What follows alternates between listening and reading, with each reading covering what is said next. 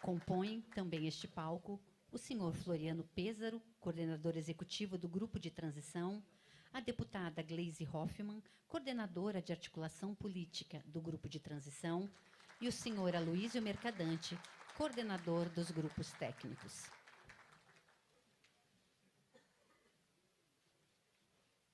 E, neste momento, fará uso da palavra a coordenadora da articulação política do Governo de Transição, a deputada Gleisi Hoffmann.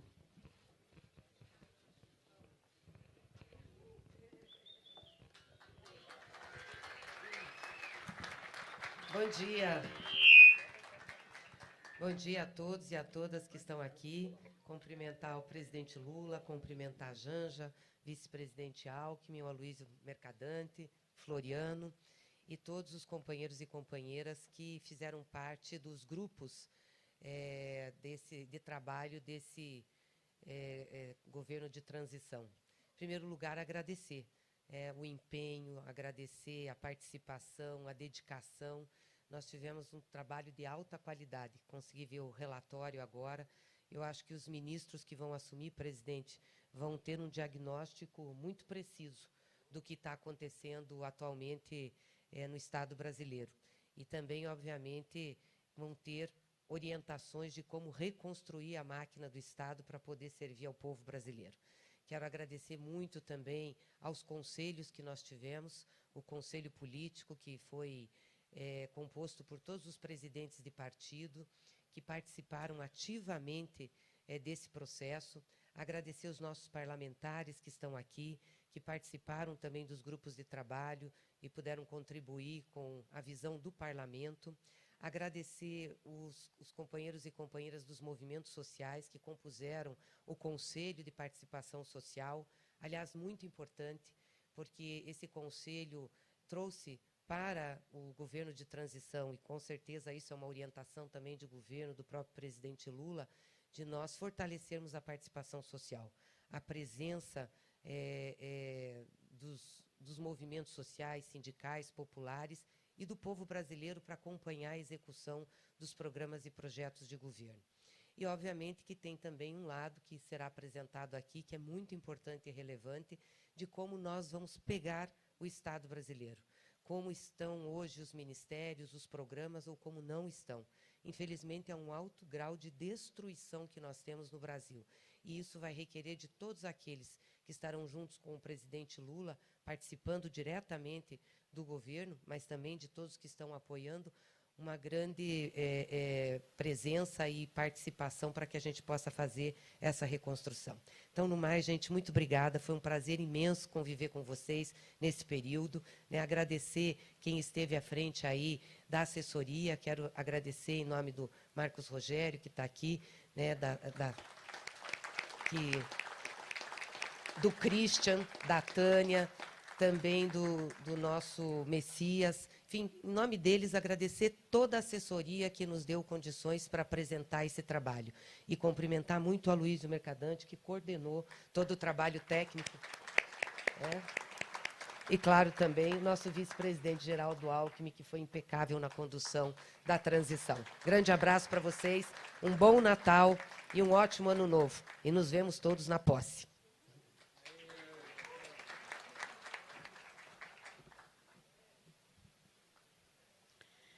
Convidamos agora o senhor vice-presidente da República eleito e coordenador do Gabinete de Transição Governamental, Geraldo Alckmin.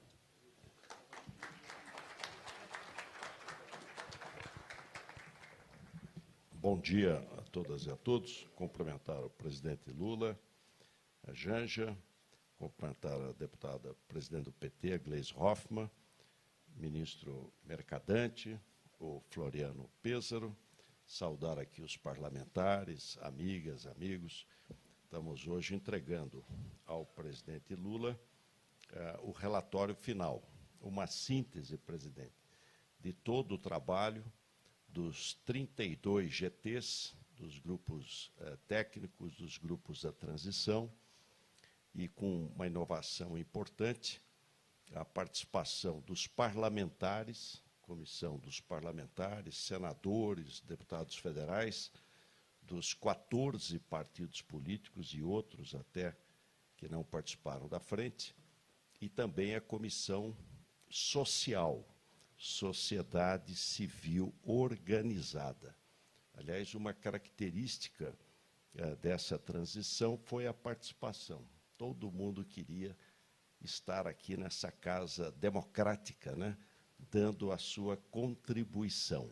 Mais de 5.000 pessoas voluntariamente ajudaram nesse trabalho. Uma grande participação. Aliás, como foi a campanha e como será o governo do presidente Lula, governo democrático e participativo. Participação técnica. Nós tivemos aqui os melhores quadros da academia, do serviço público, dos poderes da República, quadros técnicos extremamente preparados, trazendo a sua contribuição. De forma transparente, fizemos dezenas de requerimentos de informação para ter todos os dados e poder apresentar a melhor síntese, o melhor relatório desse trabalho. De outro lado, economicamente, nós tínhamos direito, por lei, a 50 nomeações, foram 23. Então, fizemos uma economia grande, aí foi a mais participativa e a mais econômica. Mas o mais importante, fizemos uma síntese para que não haja interrupção dos serviços públicos e, ao mesmo tempo, uma síntese do que o presidente Lula, a partir do dia 1º, vai encontrar. Infelizmente, nós tivemos um retrocesso em muitas áreas, né? O governo federal andou para trás. Então, o Estado que o presidente Lula recebe é muito mais difícil e muito mais triste do que anteriormente. Na questão da educação, nós tivemos enorme retrocesso. A aprendizagem diminuiu, a evasão escolar aumentou, os recursos para essenciais, como, por exemplo, a merenda escolar, ficaram congelados em 36 centavos. Então, nós tivemos quase um colapso dos institutos federais e das universidades. Portanto, um grande desafio aí pela frente. Na saúde, o Brasil sempre foi um exemplo para o mundo de imunização, né? Um exemplo para o mundo.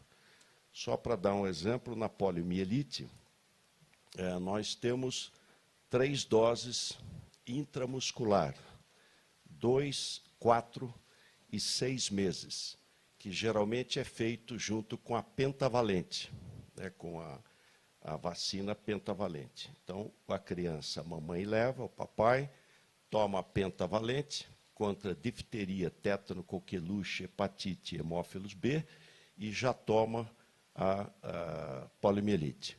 E depois 2 reforços via oral, um com 15 meses e outro entre 4 e 5 anos de idade.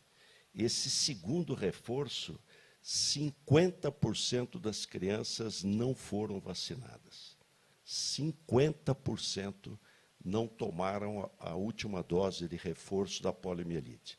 Poliomielite mata e deixa sequela. Isso nós podemos verificar em inúmeras áreas. Aliás, 3 coisas mudaram o mundo: água tratada, vacina e antibiótico. Fez a gente quase dobrar a expectativa de vida. Então, há um grande desafio pela frente na saúde. A má condução da questão da saúde, a maneira displicente e irresponsável, fez com que o Brasil, tendo 2,7% da população mundial, tivesse quase 11% das mortes por Covid, nesta pandemia mundial. E fico feliz, presidente, como médico, de ver que na PEC social, na PEC da vida, os recursos mais expressivos estão para a área da saúde. Os mais expressivos recursos que a PEC contemplou e a LOA serão destinados à saúde. Na cultura, nós tivemos uma redução de quase 90% dos recursos para a cultura. Quando cultura, economia criativa, é emprego, né? Emprego na veia, distribuição de renda e transformadora para melhor da sociedade. Na questão da violência, essa distribuição absurda de armas na mão das pessoas levou, infelizmente, a um recorde de morte de mulheres, o feminicídio. Nós tivemos, em 6 meses, 700 mortes, feminicídio e por arma de fogo. Nós tivemos, na agricultura, uma redução de 95% na Conab, nos estoques, por exemplo, de arroz. E essa diminuição dos estoques acabou levando a um aumento do preço de alimentos, que, por consequência, agravou a insegurança alimentar. Nós tivemos também, na área de infraestrutura, um país continental como o Brasil, o 5º maior país em extensão territorial, como é o país, as rodovias praticamente só quando tinham tapa-buraco. 93% das rodovias federais sem contrato de manutenção e prevenção. E agora vem chuva, né? A gente vem um período chuvoso. Aliás, na questão, nós estamos aqui no verão, na chuva, os recursos para defesa civil e prevenção de desastres foram reduzidos a praticamente 2 milhões de reais. Né? País que tem regiões montanhosas, ocupação urbana muitas vezes inadequada, onde a questão da defesa civil é extremamente grave. Na habitação, que proporciona o maior sonho da família, que é a casa própria, e, de outro lado, gera muito emprego na construção civil, praticamente zerou a faixa 1, que é a mais importante do ponto de vista social, porque são aqueles que ganham menos de R$ 1.800. Se privilegiou, né? Se tirou praticamente da possibilidade de casa própria as famílias de menor renda. Na questão da transparência, 26% dos pedidos de acesso à informação foram negados pelo governo federal.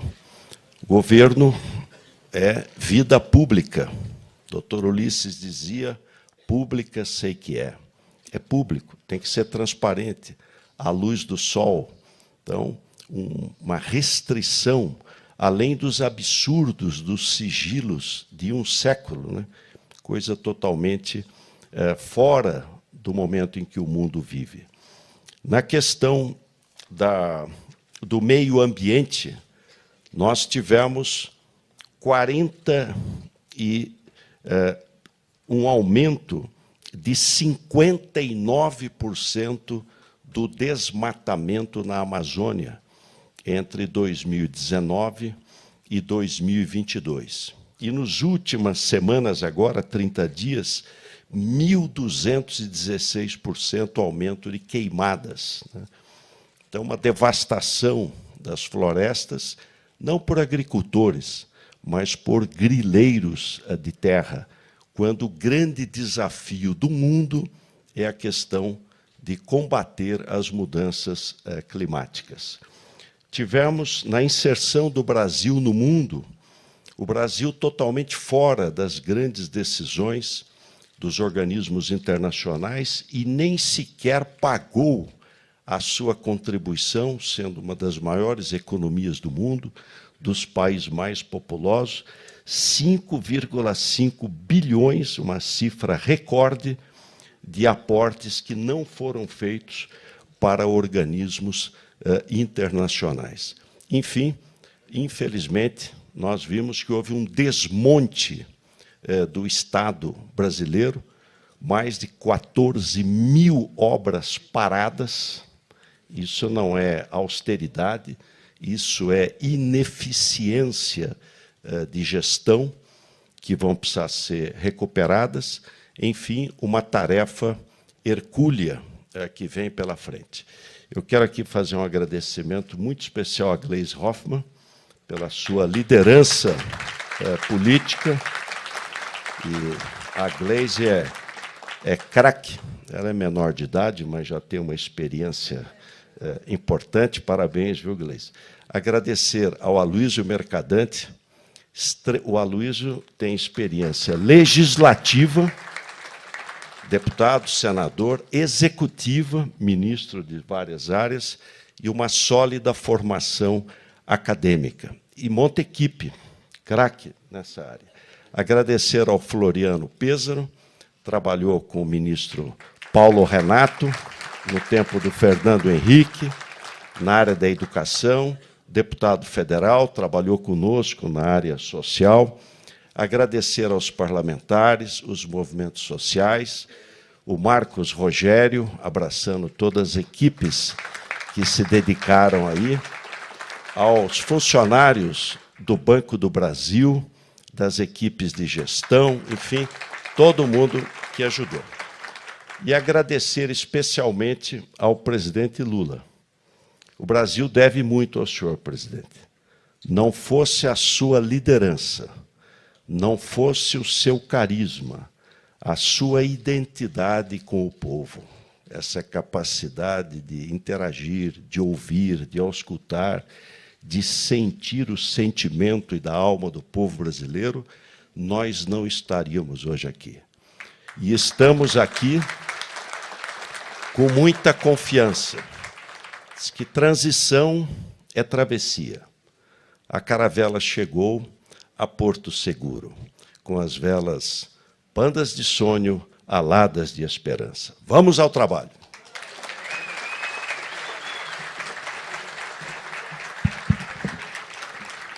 Neste momento, o senhor coordenador-geral da transição e vice-presidente eleito Geraldo Alckmin entregará ao presidente eleito o relatório final da transição. Esse documento estará disponibilizado para a imprensa no sítio eletrônico do Gabinete da Transição.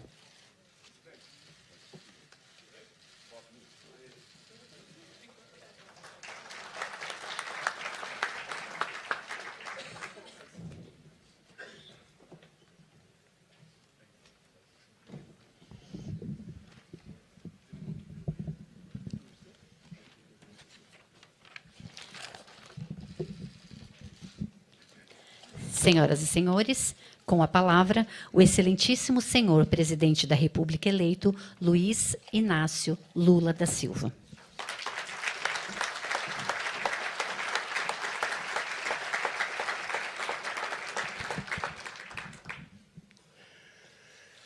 Bem, companheiros e companheiras, estamos cumprindo a primeira e grande importância fase de um novo governo que tomará posse dia 1º de janeiro de 2023. E eu queria começar o dia de hoje agradecendo, não primeiramente a vocês, mas agradecendo ao presidente do Senado, ao presidente da Câmara, aos líderes dos partidos políticos, ao líder do governo, aos senadores, ao líder no Senado, a aprovação da PEC ontem. Eu acho que é a primeira vez que um presidente da República toma posse e começa a governar antes da posse. Nós tivemos a responsabilidade de fazer uma PEC e todo mundo sabia que essa PEC não era nossa. Essa PEC era para cobrir a irresponsabilidade do governo que vai sair, que não tinha colocado o dinheiro necessário para atender as pessoas com a política que ele próprio prometeu. Eu quero agradecer, companheiro Guimarães, companheiro Jacques Wagner, aos presidentes de partidos políticos, porque o que parecia impossível aconteceu com a votação expressiva. Muitos partidos que não são da base do governo apoiaram a PEC numa demonstração de solidariedade ao povo mais pobre desse país.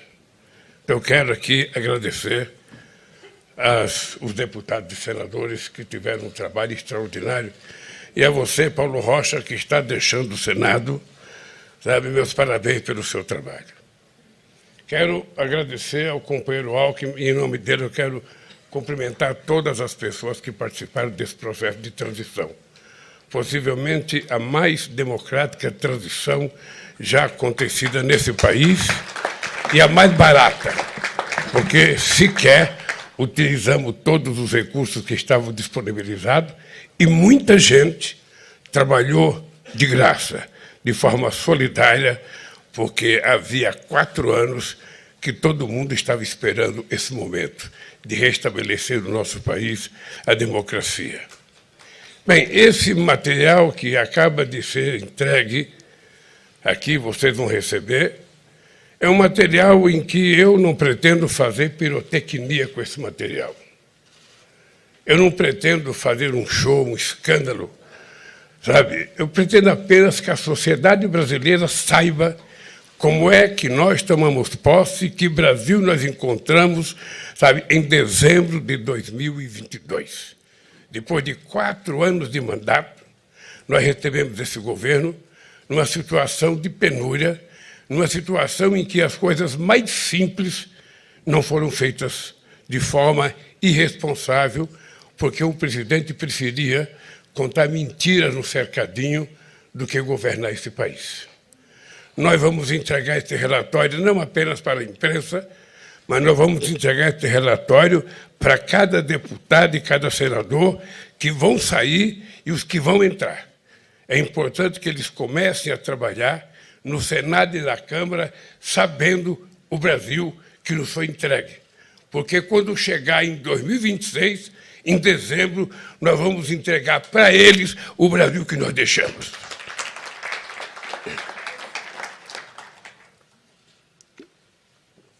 E eu queria, do fundo do coração, agradecer as pessoas que trabalharam de forma solidária.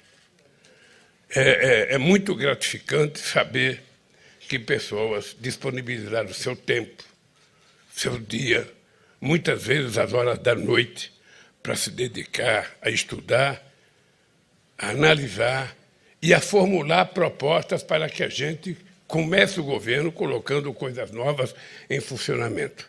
E esse será o nosso objetivo a partir do dia 1º de janeiro de 2023.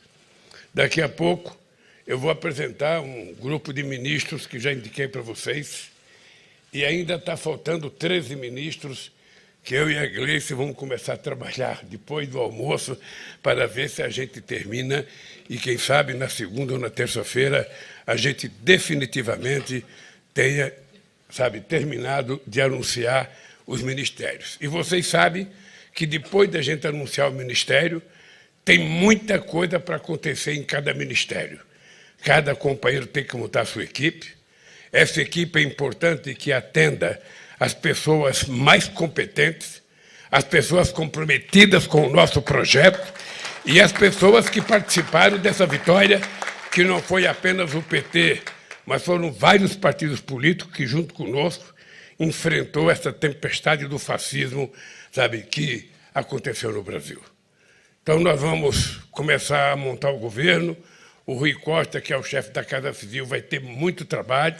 É importante vocês saberem que o orçamento que nós vamos trabalhar em 2023 é, se comparado ao PIB, o mesmo orçamento de 2019. Significa que nós paramos no tempo e no espaço durante 4 anos. Nós temos consciência das dificuldades.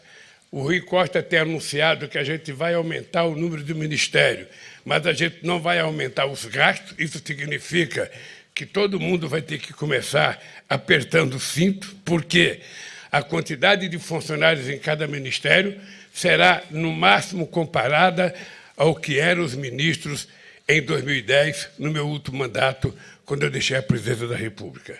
Isso numa demonstração de que nós vamos fazer todo o esforço possível, mas todo o esforço possível para que o pouco dinheiro que esse país está arrecadando esteja colocado à disposição das pessoas mais necessitadas para que a gente possa fazer as políticas públicas que nós fizemos uma vez e que tanto nós prometemos nessas eleições.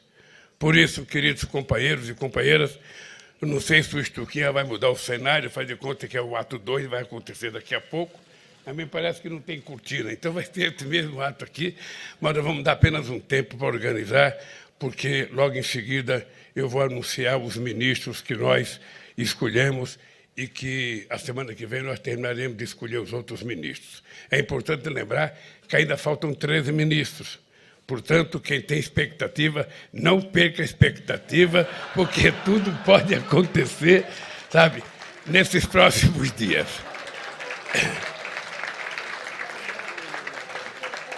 E certamente vocês terão novidades. Terão novidades. Eu acho que novidades para o bem. Mas vamos ver, então, esperar. No mais, meu gente, obrigado. Obrigado a cada um de vocês. Sabe, de coração, se eu pudesse transformar em dinheiro para pagar o trabalho que vocês dedicaram, certamente o Banco Central não teria todo o dinheiro que eu precisaria para pagar vocês. O dinheiro, nós vamos pagar vocês com política social, nós vamos pagar vocês recuperando a saúde, recuperando a educação, sabe, dando comida para esse povo, que eu sei que é isso que vocês desejam. Tá? Então, a partir do dia 1º, nós vamos ao trabalho. Você pode ficar certo que não haverá tempo para descanso nesses próximos 4 anos. Eu vou reiterar aqui para vocês não pensarem que era discurso de campanha. Eu fiz 77 anos, me sinto com energia de 30 e com tesão de 20. Tá? Isso é para vocês saberem que é assim que eu vou governar esse país. Vou governar esse país com muita vontade. Certamente trabalharei mais do que trabalhei nos outros governos, porque nós temos menos tempo para fazer mais coisas e eu quero sair, quando acabar o meu mandato, mostrando que nós fomos eficientes para atender a parte mais pobre e mais necessitada da nossa população. Eu espero que todos ganhem no nosso governo, mas é importante lembrar e não esquecer que a nossa prioridade é cuidar do povo mais pobre, do povo trabalhador, do povo mais necessitado e, se possível, garantir mais uma vez. É até triste falar isso, porque eu falei em 2003 e 20 anos depois eu vou voltar a falar. Sabe? Que se terminar o meu mandato, cada brasileiro ou brasileira estiver tomando café, almoçando e jantando todo dia, se as pessoas não estiverem dormindo na rua, porque nós temos que ter responsabilidade de voltar a construir casa para esse povo, e se essas pessoas estiverem trabalhando e ganhando o seu pão de cada dia com o suor do seu trabalho, do seu sangue, sinceramente, eu serei o homem mais feliz do planeta Terra e é para isso que eu vou trabalhar. Por enquanto, obrigado a vocês e um obrigado temporário, porque eu sei que vocês vão continuar nos ajudando, cobrando. E isso é importante. Não deixem de cobrar, porque se vocês não cobram, a gente pensa que está acertando. E muitas vezes a gente está errando e continua errando porque as pessoas não reclamam. Quero dizer alto e bom som. Nós não precisamos de puxa-saco. Nós não precisamos de puxa-saco. Um governo não precisa de tapinha nas costas.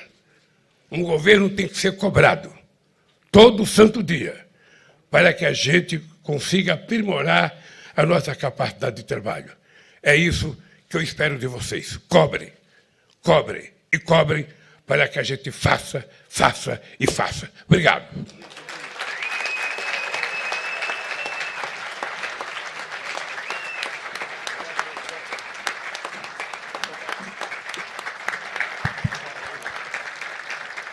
Está encerrada esta cerimônia.